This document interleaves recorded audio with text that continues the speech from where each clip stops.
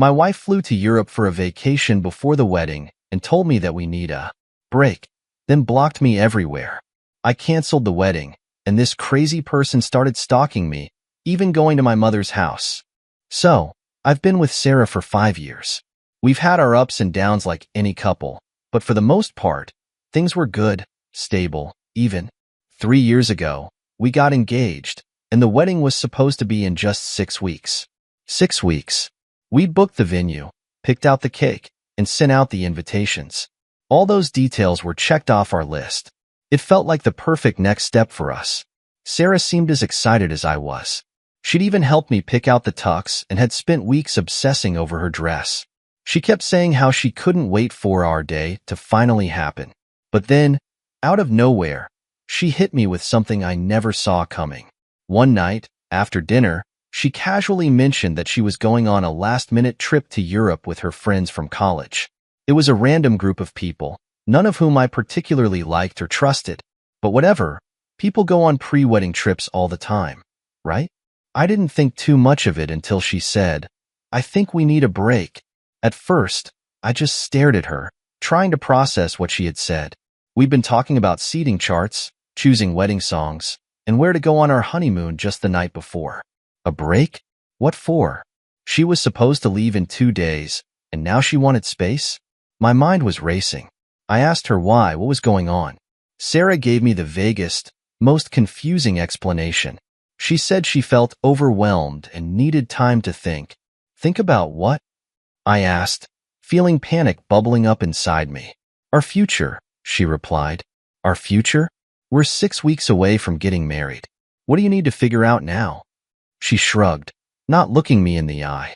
I just think I need to clear my head. Europe is a good opportunity for that. I couldn't believe what I was hearing. I pressed her for more details, but she clammed up. The more I asked, the more she shut down, until we were both frustrated. I tried to keep calm, but everything in my gut was screaming that something was wrong. The next day, she packed her bags like everything was normal. There wasn't some dramatic goodbye. She just said she'd call me when she landed, and then she left. I watched her drive off, my stomach in knots.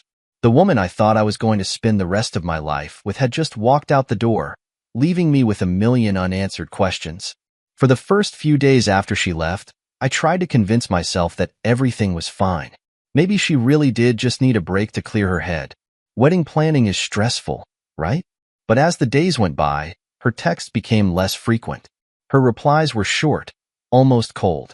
The warmth I'd grown used to was gone. I couldn't shake the feeling that something wasn't right. I kept myself busy with work, trying to ignore the growing sense of dread. But my friends and family were starting to notice something was off. I didn't know what to tell them. How do you explain that your fiancé went on a spontaneous trip and asked for a break just weeks before your wedding? It sounded insane, even to me. 2 weeks into her trip, I started seeing some things on social media that didn't sit right with me. Sarah wasn't posting much, but her friends were. One of them, Emily, tagged her in a picture at some club in Paris, and she was draped all over some guy I didn't recognize. They weren't just standing next to each other. They were way too close. I stared at the screen, feeling my stomach twist. I told myself it was nothing. Maybe it was just the angle, or maybe he was some old friend from college. I was probably blowing things out of proportion, right? But the photos kept coming, night after night, different places, different cities, and always that same guy. It wasn't just Emily posting either. Other friends of hers were sharing pictures and videos, and Sarah was always with him. Always. I tried calling her after I saw a video of them dancing together at some club in Barcelona. She didn't answer. She didn't even text me back until the next day, and even then, it was short. She said she was tired and would catch up with me later. The doubts were starting to consume me. I needed answers. When she finally called me back a few days later, I didn't waste any time. "Who's the guy?" I asked, my voice shaking. "What guy?" she replied, sounding confused. "The guy you've been hanging out with. The one in all the pictures." There was a pause, and then she sighed. "Oh, him? He's just a friend. You're being paranoid." Paranoid. She always used that word when she wanted to shut down a conversation. But I wasn't going to let it slide this time. "Sarah, he's in every single photo. You're always with him. And you look way too comfortable." She laughed, but it sounded forced. "You're overreacting. I told you I needed space. This trip was supposed to help me clear my head, and now you're making it all about some random guy." I couldn't believe it. Was she seriously turning this around on me? "So, what? You go on a break, and now you're acting like we're not even together." "We are together," she said, but there was an edge to her voice. "I just needed time to figure things out. Can't you respect that?" I didn't know what to say. I was furious, hurt, and confused all at once. She was acting like I was the problem, like I was the one who had asked for a break. I tried to stay calm, but it was getting harder by the minute. "Sarah, do you even want to get married?" I blurted out. There was another long pause. "I don't know," she finally said. Those 3 words hit me like a freight train. After 5 years together, 3 years of being engaged, and all the time we'd spent planning our future, she didn't know? After that, everything spiraled. Sarah's texts became even more distant, and when she did respond, it was always vague. She extended her trip twice, saying she needed more time to figure things out. Meanwhile, I was left at home trying to cancel the wedding plans without having to explain the whole situation. I told people we had to postpone, but the truth was, I didn't know if there would ever be a wedding. The worst part was, despite everything, I still loved her. I couldn't just turn off my feelings. I kept hoping she'd come back, that we could talk things out and fix whatever had gone wrong. But deep down, I knew things would never be the same. A month after she left, I got a phone call. It wasn't Sarah. It was Emily, the friend who had been posting all the pictures. "Hey, I think you should know something," she said, her voice shaky. My heart dropped. "What is it?" There's more going on with Sarah than she's telling you." I had suspected as much, but hearing it from someone else made it all too real. After that call with Emily, I was left with a sinking feeling in my gut. Emily didn't give me many details, but she hinted that Sarah wasn't just figuring things out on her trip. Whatever was happening, it was way worse than what I'd let myself believe. I felt like I was in free fall, but I still had this tiny shred of hope that Sarah and I could work things out, until she completely vanished. One morning, I woke up to find that Sarah had blocked me. Everywhere. Facebook, Instagram, even on WhatsApp. At first, I thought it was a mistake. I tried calling her, but it went straight to voicemail. I sent texts, and they didn't go through. I couldn't reach her in any way. It was like she had disappeared off the face of the earth. I tried contacting her friends. Most of them didn't respond, and the few that did claimed they hadn't heard from her either. It felt like a nightmare. Just days before, I'd been planning our wedding, and now my fiancé had completely cut me off. I was left in the dark with no explanation. It's hard to describe what that kind of silence feels like. Every day, I woke up hoping for some kind of message, some sign that she was okay or that she was coming back. But nothing. Days turned into weeks, and there was no word from her. My mind spiraled with possibilities. Was she okay? Was she hurt? Was she with that guy from the photos? The not knowing was torture. About 5 days after the blocking, I made the hardest decision of my life. I canceled the wedding. There was no point in waiting any longer. I knew, deep down, that Sarah wasn't coming back. The woman I thought I was going to marry had vanished, leaving me to pick up the pieces. Canceling the wedding wasn't easy. I had to call the venue, the caterer, the florist, everyone. It was a humiliating experience. I had to explain to people why we weren't getting married anymore, without really knowing the reason myself. Some of the vendors were sympathetic, others just wanted to know if they could keep the deposits. Every call felt like another punch to the gut. My family and friends were shocked. I hadn't told them much about what was going on because, honestly, I didn't even know what was going on. When I finally broke the news, everyone had questions. They wanted to know what happened, where Sarah was, why she'd left me. I didn't have any answers. I was just as confused as they were. I spent those next few weeks in a daze. Every morning I woke up, hoping it was all just a bad dream. But it wasn't. Sarah was gone, and I had to start accepting that. My life, the future I'd planned, had completely unraveled. After 6 weeks of complete silence, just when I had started to think she might never come back into my life, Sarah returned. Not in person, but in the form of an unexpected email.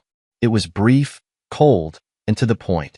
She said she was sorry for how things ended, but she wasn't ready for marriage. That was it. No explanation, no details, no mention of the guy from the trip. She just wasn't ready. I stared at the email for what felt like hours.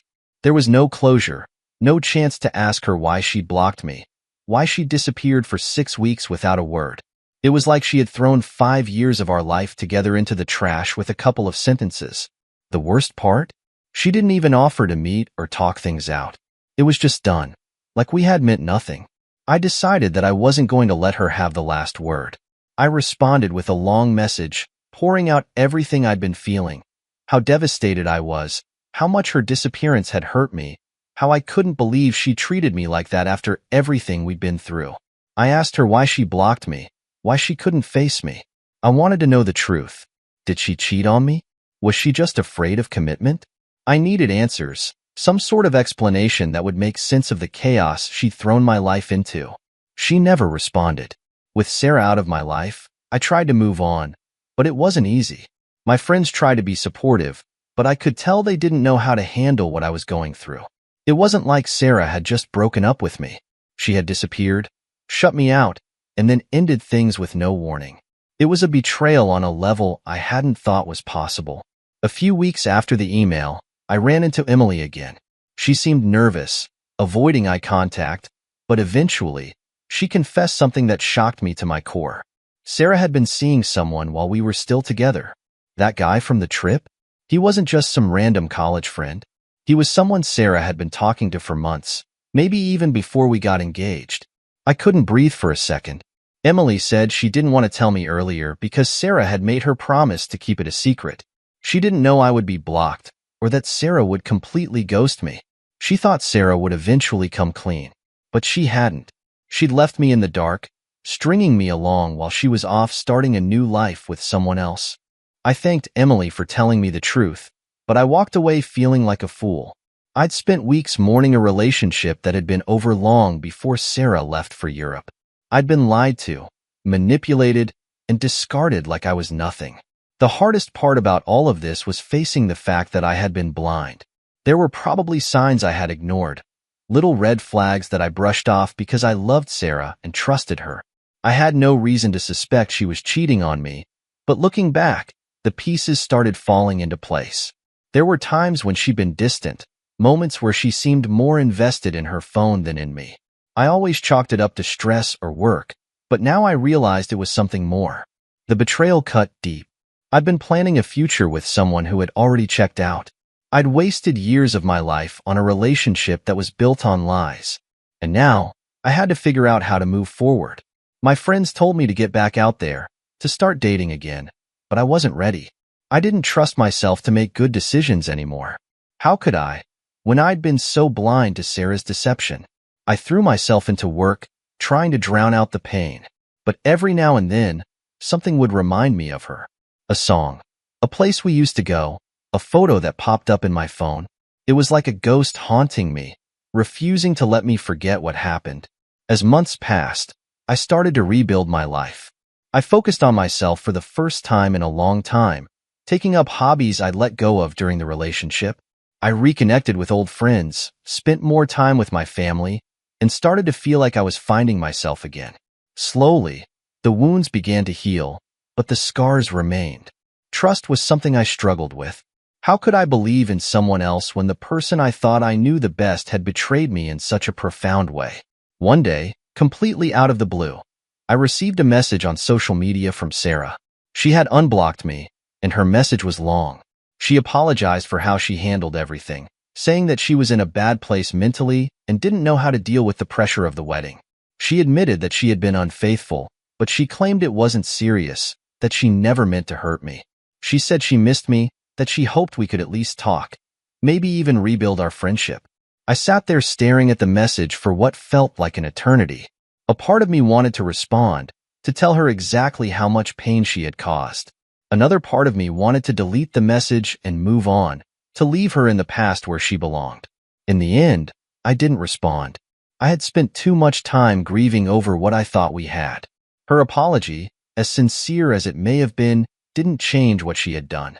It didn't erase the lies, the cheating, or the way she had blocked me out when I needed her the most. It took a long time, but eventually, I found peace. I learned to forgive myself for being blindsided and started focusing on my own happiness instead of mourning a relationship that wasn't worth saving. Sarah had shown me who she truly was, and I finally accepted that I deserved better. The experience changed me, made me stronger in a way I hadn't expected. I came out of it with a clearer sense of who I was and what I wanted in a relationship. Trust, honesty, and communication. Those were the pillars I'd build my future on, not the fragile house of lies that Sarah had constructed. After months of silence, just when I thought I had finally started to move on from Sarah and the chaos she brought into my life, she resurfaced. It was a quiet Tuesday morning. I was at work, drinking my second cup of coffee, when my phone buzzed. I glanced at the screen, half expecting it to be a message from my boss or maybe a friend checking in. It wasn't. It was Sarah. Seeing her name on my phone screen again was like being hit with a wave of emotions I didn't want to feel. I hadn't heard from her in what felt like forever. After she blocked me, after all the lies and the cheating, I had convinced myself that she was gone for good. I had been working so hard to forget her, to move past the way she had shattered my trust. And now, here she was, casually reappearing like nothing had happened. I hesitated before opening the message. Part of me didn't want to. I knew that opening that door could pull me back into the mess I'd worked so hard to escape. But curiosity got the better of me. I clicked on it. Hey, can we talk? That was it. No apology, no explanation, just a casual message like we'd seen each other last week, like everything was fine. I could feel my anger building as I reread those 4 words over and over. After all the pain she caused, she had the audacity to ask if we could talk, as if a simple conversation could undo all the damage she had done. I didn't respond immediately. Instead, I left her message on read and went about my day, trying to distract myself. But it was impossible. Her return was like a ghost haunting my thoughts, reminding me of everything I had been through. As much as I wanted to ignore her, I knew deep down that I needed to respond. I needed closure. I couldn't let her waltz back into my life and pretend like none of it had happened. Later that evening, after stewing over it all day, I finally messaged her back. "What do you want, Sarah?" It wasn't the friendliest reply, but after everything, I didn't know her friendliness. She responded almost instantly, as if she had been waiting for me to answer. "I just think we should talk about everything. I'm back from Europe now, and I feel like we need to clear the air." Clear the air? That phrase made me laugh out loud. As if a simple conversation could fix months of betrayal, lies, and manipulation. But I still had questions. Questions I knew I wouldn't get answers to unless I heard her out. "Fine," I replied, "let's talk."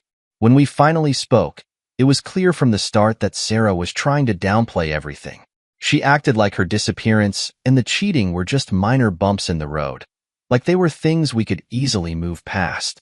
She said she had been going through a lot and needed space to figure out her life, but that didn't mean she had stopped caring about me. She made it sound like her trip to Europe had been some kind of soul-searching journey and that she had come back with a new perspective. "I never meant to hurt you," she said, her voice soft and apologetic. "I wasn't buying it. You blocked me, Sarah. For weeks. You disappeared without any explanation, and you were with someone else. How could you say you didn't mean to hurt me?" She sighed, as if I was the one being difficult. I wasn't ready to settle down yet. I panicked. Europe gave me space to think, and yes, I made some mistakes. But that doesn't mean we can't fix things. I was stunned by how easily she brushed off what she had done. Did she really think we could just go back to how things were? Like she hadn't completely shattered my trust? "There's nothing to fix," I said, cutting her off. "You cheated. You blocked me. You made your choice. We're done." For a moment, she didn't say anything. I could hear her breathing on the other end of the line, as if she was trying to figure out what to say next. "I know I messed up," she finally said, "but can't we at least try? I've been thinking a lot about us, and I miss you. I miss what we had." I couldn't believe what I was hearing. After everything she'd put me through, she expected me to welcome her back with open arms? As if the months of pain and confusion meant nothing? "No, Sarah," I'm not going back to that. You made your choice and I've moved on. You should too. Her tone shifted then. The soft, apologetic Sarah disappeared, and in her place was someone defensive, almost angry. So, that's it? You're just going to throw away 5 years? You're not even willing to talk things through? I'm not throwing away anything, I said firmly. You did that when you lied to me and blocked me. I'm done, Sarah. I don't want to talk anymore. I don't want anything to do with you. I hung up before she could say anything else. For the first time in months, I felt a sense of closure. It wasn't the closure I had expected, but it was something. I had finally stood up for myself, refused to let her manipulate me any longer. After that, I knew I had to tell my friends and family about the breakup. I had kept most of them in the dark for too long. They deserved to know what had happened. So, I did what any millennial would do. I created a group chat. It was awkward at first, trying to figure out how to explain everything. How do you sum up months of betrayal in a few messages? But I was honest. I told them that Sarah and I were no longer together, that she had cheated on me and disappeared without a word. I didn't go into too much detail, but I made it clear that I was done with her and that I needed their support. The response was immediate. My closest friends, like Mike and Lisa, were shocked. They couldn't believe that Sarah, who had always seemed so sweet and dependable, could do something like that. My family was a mix of disbelief and anger. My sister, Emily, not to be confused with Sarah's friend Emily, was furious. She had always been protective of me, and hearing about what Sarah had done made her blood boil. But then, something unexpected happened. Sarah found out about the group chat. I still don't know how, but somehow, word got back to her that I had told our friends and family about the breakup. And instead of owning up to her mistakes, Sarah decided to play the victim. She joined the group chat, uninvited, and immediately started defending herself. She claimed that I had twisted the truth, and that I was making her out to be the villain when she had been struggling with her mental health. She tried to paint herself as the one who had been hurt, saying that I wasn't supportive enough, that I hadn't given her the space she needed. At first, I was speechless. I couldn't believe she had the nerve to crash the group chat and spin the story in her favor. But then, my friends and family started responding. Sarah, you blocked him, Mike said. You disappeared for weeks without a word. How is that his fault? Lisa chimed in next. We saw the photos, Sarah. You were with someone else. You can't play the victim here. My sister, Emily, wasn't holding back either. After everything you put him through, you don't get to show up now and act like you're the one who was wronged. Take responsibility for what you did. The floodgates opened, and one by one, people started calling Sarah out for her lies. She tried to defend herself, but the more she spoke, the more obvious it became that she had no real excuse for what she had done. She couldn't justify her actions, and eventually, she stopped responding. The group chat went silent for a while after that. I was still reeling from the fact that Sarah had tried to twist everything around, but I was also overwhelmed by the support I had received. For the first time in months, I felt like I wasn't alone in this. My friends and family had my back, and they weren't going to let Sarah manipulate them the way she had tried to manipulate me. In the weeks that followed, I started to feel a sense of freedom that I hadn't felt in a long time. Sarah was out of my life for good, and I finally had the closure I needed. I had cut ties with someone who had treated me terribly, and my friends and family were there to support me every step of the way. It wasn't easy. There were still moments when I thought about what could have been, about the life Sarah and I had planned together. But those moments became fewer and fewer as time went on. I started focusing on myself, my career, my hobbies, my relationships with the people who actually cared about me. And slowly, I started to heal.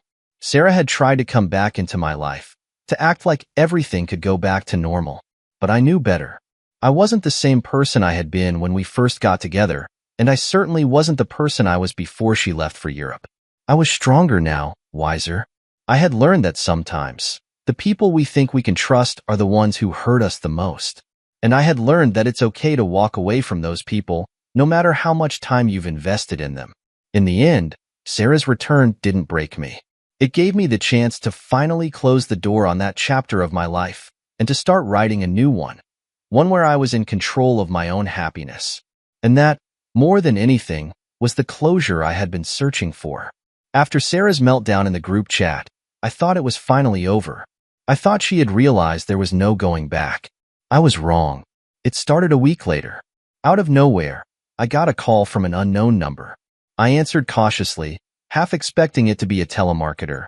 But instead, it was Sarah's mother, Donna. We had always been on good terms before everything went down, so I didn't immediately hang up. Maybe she just wanted to check in, I thought, but I was wrong. "Hi, it's Donna," she began, her voice gentle, almost pleading. "I've been talking to Sarah, and she's really upset about everything that happened. I know she made mistakes, but she's genuinely sorry.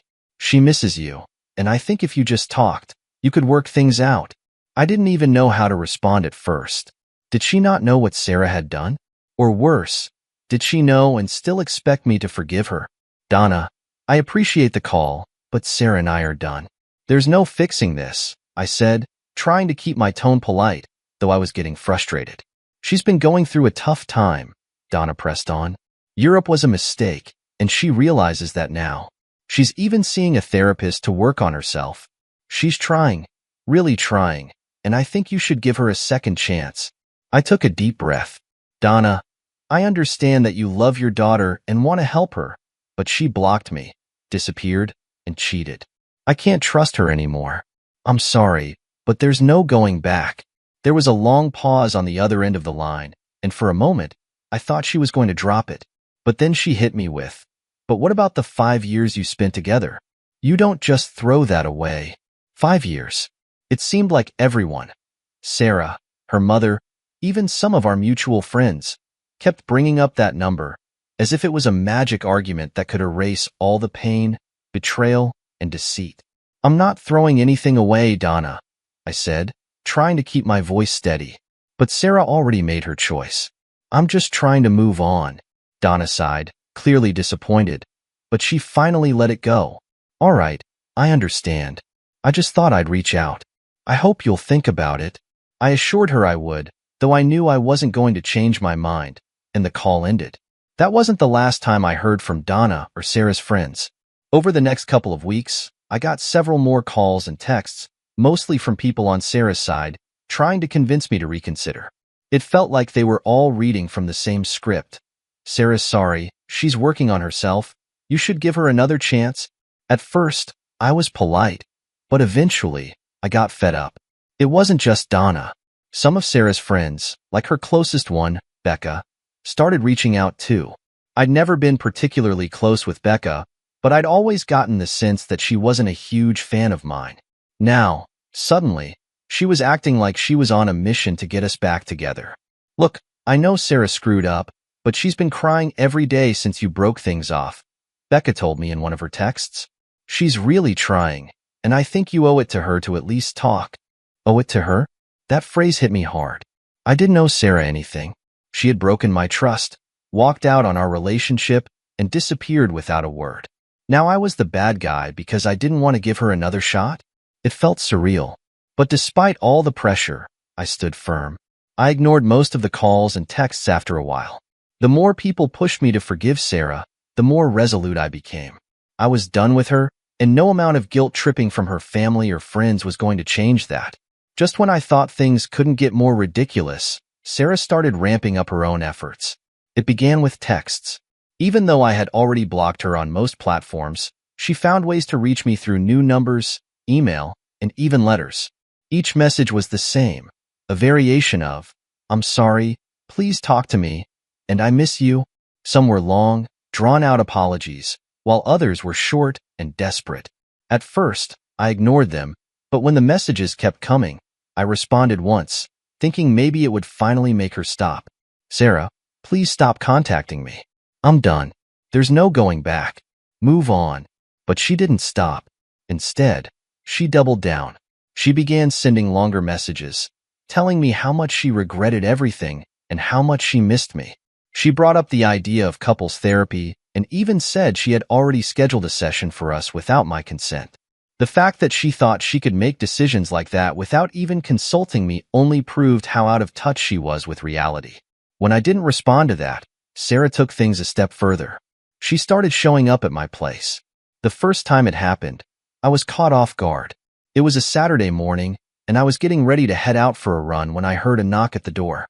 I wasn't expecting anyone, so I looked through the peephole, and there she was, standing on my doorstep like nothing had happened. I froze. I hadn't seen her in months, and the sight of her standing there brought back a flood of emotions I didn't want to deal with. I thought about ignoring her, pretending I wasn't home, but I knew she wouldn't leave. So, reluctantly, I opened the door. "Hey," she said softly, looking up at me with those same eyes I used to love. "What are you doing here, Sarah?" I asked, my voice cold. "I just wanted to talk," she said, her voice almost pleading. "I miss you and I cut her off. "We've already talked.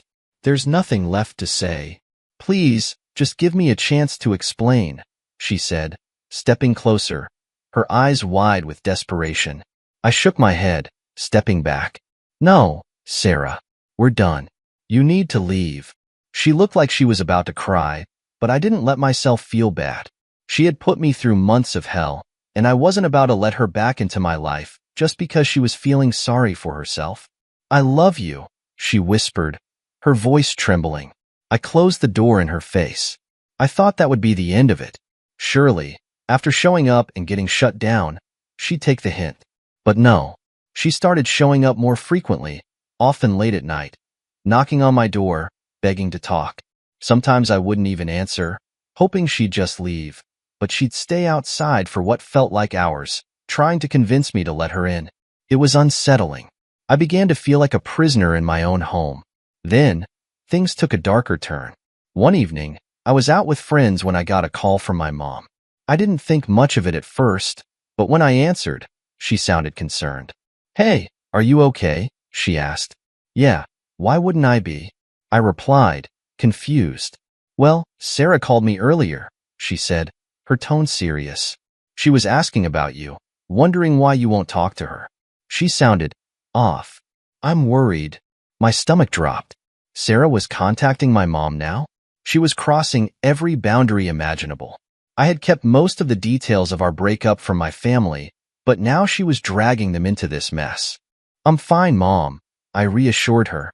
"But Sarah's been showing up at my place, and now she's calling you? This is getting out of hand." "I think you need to do something," my mom said, her voice laced with concern. "She doesn't sound like she's in a good place." I knew my mom was right. Sarah's behavior was escalating, and I was starting to feel unsafe. It wasn't just about her showing up at my place anymore. She was crossing boundaries that made me feel trapped, like I couldn't escape her no matter how hard I tried. The final straw came when Sarah showed up at my workplace. I work in an office downtown, and we have security at the front desk, so I never expected her to show up there. But one afternoon, as I was coming back from lunch, I saw her sitting in the lobby, waiting for me. My heart sank. I couldn't believe she had actually gone this far. I turned around and walked straight back outside, not even acknowledging her presence. My hands were shaking as I called security and told them to make sure she was escorted out. I knew then that this had to stop. That evening, I called a lawyer. I explained everything. How Sarah had been contacting me nonstop, showing up at my place, harassing my family, and now even coming to my workplace. The lawyer advised me to file for a restraining order. It wasn't a decision I made lightly, but I knew it was the only way to get my life back. The process was difficult. I never imagined I'd be filing a restraining order against someone I once loved, someone I had planned to marry, but Sarah had crossed too many lines. She had become obsessive, and I couldn't live like this anymore. The restraining order was granted, and once Sarah was served, the visits, the texts, the calls, they all stopped. It was like a weight had been lifted off my shoulders. For the first time in months, I felt free. In the weeks that followed, I slowly began to rebuild my life again. It wasn't easy, and there were still moments when I thought about Sarah, about what we had before everything went wrong. But those moments became fewer and farther between as I focused on moving forward. Sarah had been a huge part of my life for 5 years, and letting go of that was hard. But in the end, I realized that the person I had fallen in love with was gone, replaced by someone I no longer recognized. I had to accept that, for my own sanity. The restraining order was the final chapter in a story that had gone on far too long. It wasn't the ending I had expected, but it was the one I needed.